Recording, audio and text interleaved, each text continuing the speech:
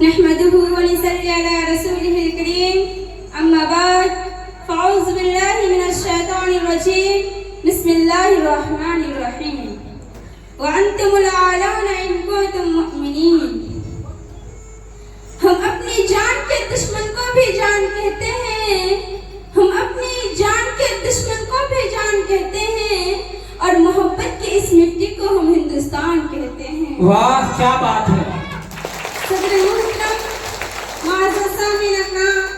और मेरे मुस्बिक मुरब्बी असातिज़ा किराम और जामिया अरबिया की सगुफ्ता फूलो, आज मैं 78वां यौम आज़ादी और 15 अगस्त और स्वतंत्रता दिवस के मौके पर तमाम हिंदुस्तानियों और बरादरान वतन को मुबारकबाद पेश करती हूँ।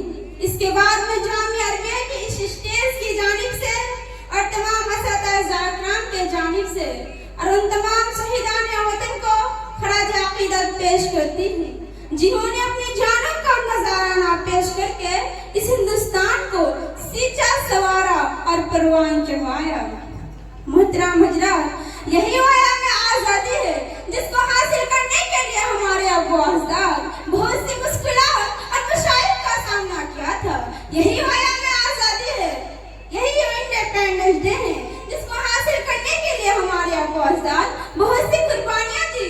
यही वह स्वतंत्रता दिवस है जिसको हासिल करने के लिए महात्मा गांधी ने खुद को भूख से दो चार किया था। यही वह आजादी का दिन है जिसको हासिल करने के लिए अशफाकुल्लाह खान ने खुद फांसी को फंदे को चूम लिया। जब भगत सिंह को फांसी के फंदे पर चढ़ाया गया तो भगत सिंह ने अपनी जुबान से ये लफ्ज निकाली थी, अब भी जिसका खून ना खोला हो वह खून नहीं पानी है। अब भी जिसका खून ना खोला हो वह खून नहीं पानी है। जो देश का काम ना आए वो बेकार जवानी है। मोहतरम हजरात, हिंदुस्तान की तारीखें बोल रही है कि मुल्क हिंदुस्तान को आजाद कराने में बहुत से लोगों ने अपनी अहम रोल अदा किया।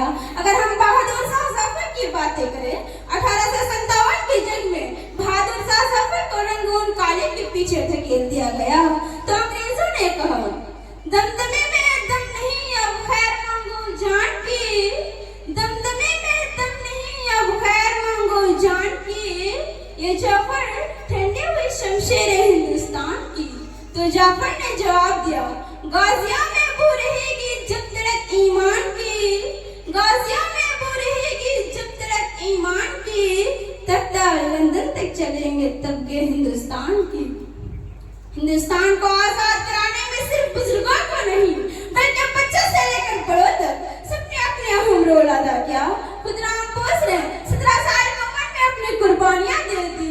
सबसे बड़ी खुशकिस्मत की बात यह है कि मुल्क हिंदुस्तान में हिंदू भी पैदा हुए, मुसलमान भी पैदा हुए, सिख भी पैदा हुए और ईसाई भी पैदा हुए, लेकिन सबसे बड़ी बदकिस्मत की बात यह है कि इंसानियत पैदा नहीं हुई। मोहतरम हजरात, सबसे बड़ी दुख की बात यह है कि मुसलमानों को चारों तरफ से लोग बदनाम करने में लगे हैं। कभी तो एनआरसी, एनपीआर और सीएए मुसलमानों पर लादा जाता है, कभी तो मुसलमानों से देशभक्ति का सबूत मांगा जाता है, कभी तो मुसलमानों को घुसपैठ कह दिया जाता है, कभी तो मुसलमानों को पाकिस्तानी और अफगानिस्तानी कह दिया जाता है और बांग्लादेश भी कह दिया जाता है।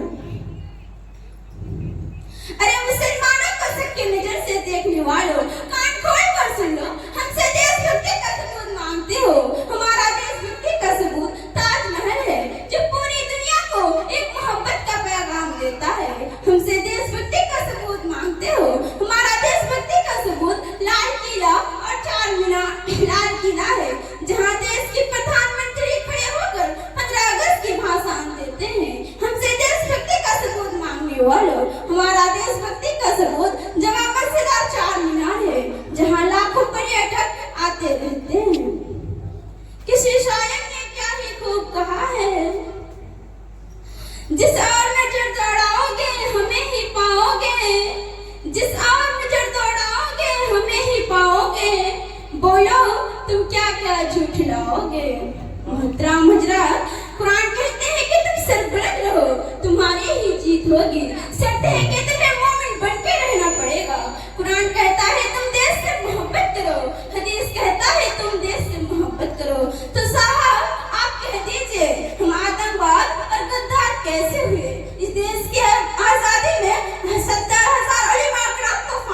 लटका दिया गया। दिल्ली का कोई ऐसा दरख्त ना था कि उलमा कराम की लाशें लटकी ना हो। मैं डंके की चोट पर यह शेर कहूंगी, लोग कत्ल कर देंगे तो बदनाम नहीं होंगे, लोग कत्ल कर देंगे तो बदनाम नहीं होंगे, हम आह करेंगे तो बदनाम हो जाएंगे। बहुत खूब।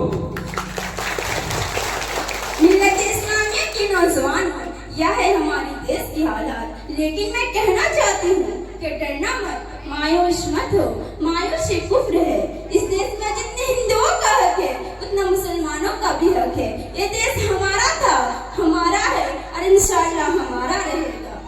आखिर मैं अल्लाह ताला से दुआ करती हूँ कि या रब्बुल आलमीन बेगम महान हजरत झांसी की रानी की तरह देश की हिफाजत करने की तौफीक दे और हमारे खिलाफ साजिश करने वाले को नाकाम करे। आमीन। एक दूसरे के हम सभी सम्मान करेंगे, एक दूसरे के हम सभी सम्मान करेंगे, कभी ना झगड़ा हम हिंदू मुसलमान करेंगे। अस्सलाम वालेकुम।